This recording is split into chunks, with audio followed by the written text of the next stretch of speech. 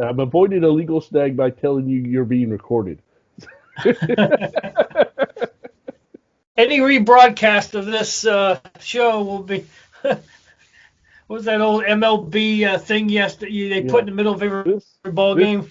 this broadcast is the This private broadcast of property. Major League Baseball is under the commissioner's consent. Any rebroadcast or redistribution of this product without official consent of Major League Baseball is prohibited, or something like that. Yeah, that was pretty damn good. Yeah. I'm impressed. Well, when you hear it 1,000 times, it comes back. Yeah, that's true. That's true. So, all Well, right, you ready? yeah, man, I'm ready. Get us started, buddy. All right. Hey, guys. Yo, yo, here we go. Over there's Jack Rizzo from the great state of Ohio. I am RJ Dufresne here in the bunker here in North Carolina, and you are listening to Red Pill History, where your history teacher sucks episode. You So, know, we also had a mantra that you wanted to put in when we first started talking about doing this show, where what was it? We don't give a fuck about your feelings. yeah. Oh, But by the now, way, yeah, they cut everything off. yeah. It's YouTube. If you say that, you won't even. They'll cut you off there too. So. Oh, well, I was going to warn people that there might be quite a bit of cussing tonight because I'm in kind of Oh a mood.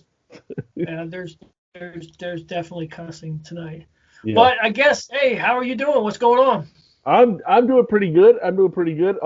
We had a good snow here in Ohio. I know that you're not really used to that kind of stuff down south, but we had snow on the ground, and we had I had a bout of the Black Death. The COVID got me for Oh, a you couple did, of. huh? All right. Oh yeah, it was terrible. I had a headache for a whole day, and I had some stuffiness for about half of that day.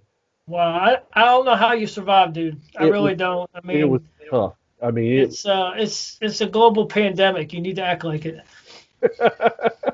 I mean, that's what But they're telling you, right? mm, yeah, well, I'm sure we'll get into that a little bit later on in the program. But I wanted to Right. Well, we're I what wanted was to make that? sure you were doing I wanted to make sure you were doing good because the Steelers actually lost a couple of games, and I thought you might be distraught. No, no. I mean, look, I kind of had a feeling they were going to lose last week and this week as well. I mean, a lot of the reshuffling of the schedule kind of hurt the Steelers there for a while, playing 3 games in like 12 days or something ridiculous like that. Oh So, and they're not necessarily the youngest football team out there. So, no, no, uh, but they're right now they're not playing good. They're not the best football team. Kansas City's obviously a better team. There's probably some more. I think Cleveland's playing right now. Well, last I checked, were they up 7-0 or something like that? they're up, but I don't know what the score is. I try not to watch train wrecks as unless I absolutely have to. Cleveland's got a good team up there. Well, that's a relative term. I mean, Cleveland is their record right now is better than it has been in years. But let's see if I can find the score. Yeah, They it's 14-14. Yeah, the thing with Cleveland is that when you say, oh, well, you're having a good year, that just means that you're at 500 or better. That's all it means. Right. Whereas as Steelers fans, if you say we're having a good year, it's got to be 12-4, 11-5, maybe. A 10-6 is not a good year. You know. No, I've told people this for a long time. There are certain teams in the NFL that consider the regular season like preseason. Hmm. Okay, the regular season for like the Patriots and the Steelers and the Packers and all these people that actually know how to have a football team. The regular season's the playoffs. Yeah. There's only one postseason game. That's the Super Bowl. But e- uh, Exactly. yeah, I mean, it's kind of sad in a way that but that your whole season is based on whether you go 500 or you're in the playoffs or not. And there's other teams that will basically be devastated that they're not in the playoffs Yeah. because they're used to it. Yeah. Absolutely. I mean, if you look at take the Packers for example, for a long time, and I remember and you remember when the Packers kind of sucked, but here lately, if the Packers aren't in the playoffs, they're talking about firing the head coach. Right. And whereas my beloved former Redskins are, you know, they're if they win 4 games, we're like, yeah, man, we're setting the world on fire this time. But yeah, Well, you're our philosophy the with that though, division leading Redskins or Washington football team, whatever you want to call them. I still look at them as the Redskins. I told you if you take away the Redskins, they've lost me. You know, and there's a theory out there that they're going to go back to that name. There's actually a plan that Snyder has with that, but I'm going to wait and see. But you know, with the Redskins, if we just beat Dallas twice a year, I don't care if you lose 14 other games. If you beat Dallas twice a year, Redskin fans are happy, man. So Right. Right. as well they Well, should. speaking of changing names and speaking of Cleveland, we can let's get started on a pretty recent topic that just came up yesterday, I guess, or 2 days ago, where your hometown Indians are going to change their name. So Yeah, what's the talk up there in Cleveland? the talk up here is that the fans are pretty pissed off. Now, of course, I'm not an Indians fan. I'm a Yankees fan and have been since I was a toddler. But I'm surrounded by Indians fans, and I respect the Indians. They're one of the teams that I don't actively root against them. You know, I like Jim Tomei when he played for them. I like Satchel Paige. You know, I like some of the historical Indian players, and I respect the franchise. But this is just another wave of political correctness gone crazy. We saw that with the Redskins.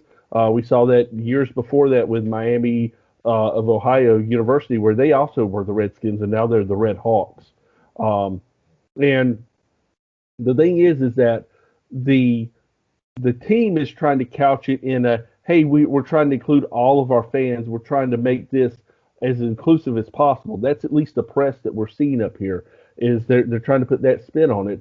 But if you go onto the actual comment sections and the message boards for all of these stories that are local Cleveland stories, so you're seeing Cleveland reactions. You're not seeing national reactions like you did with the Redskins. This is almost 100% Cleveland reactions.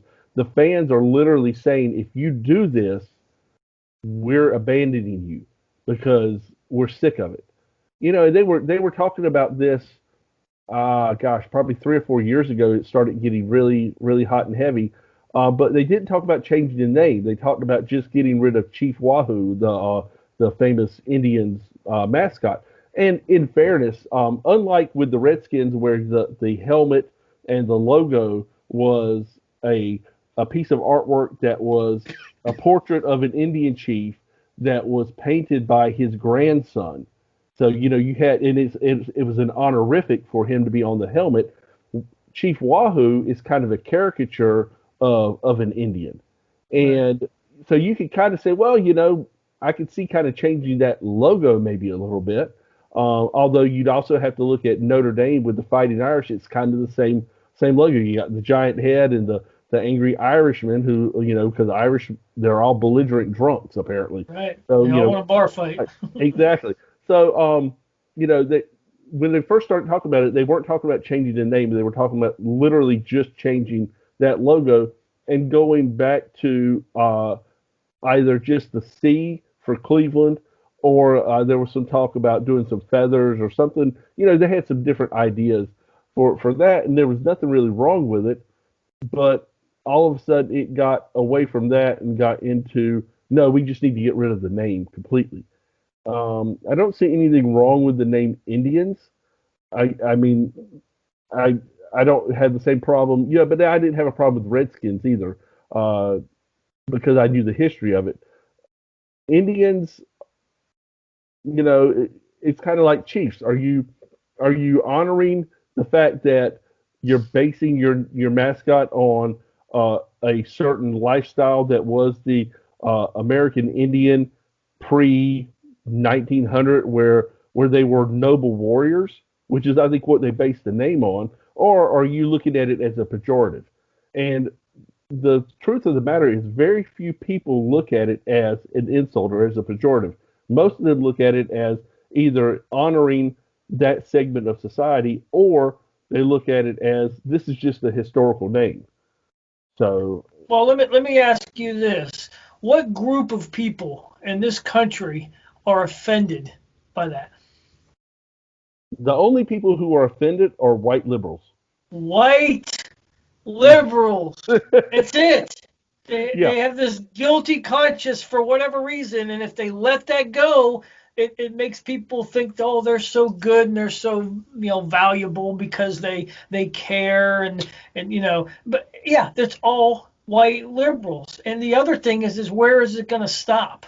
yeah. What about the Atlanta Braves? What about, like you said, the Kansas City Chiefs? What about the Florida State Seminoles? Hmm. And that's just Native Americans. I mean, you could think the Pirates are Hmm. derogatory. I mean, they're you're celebrating these people that raped and pillaged the ships and got their gold and all this stuff. And Yeah. yeah, that's just offensive. How about the 49ers?